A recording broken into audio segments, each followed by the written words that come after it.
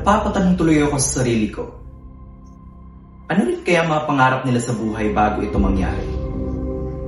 Katulad nila ba ako na may pangarap rin sa buhay?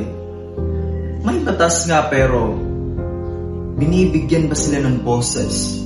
O binibigyan ba sila ng karapatan bilang tao? Uy, Muslim o terorista.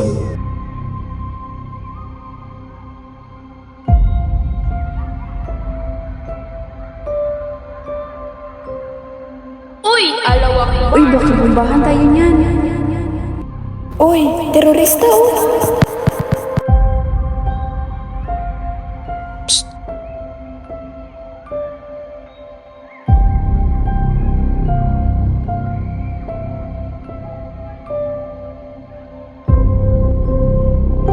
Uy, terorista. Magkaisa tayo at isulong natin ang ating karapatan.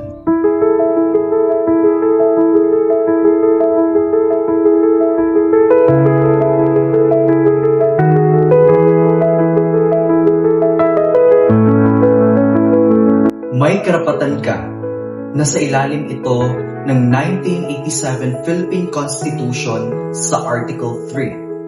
Huwag kang matakot, may karapatan kang bumoses at may karapatan kang mamuhay. At higit sa lahat, may karapatan kang alamin kung ano ang mga karapatan mo.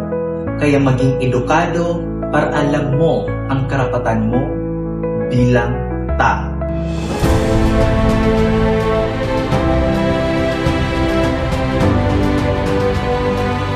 Ikaw?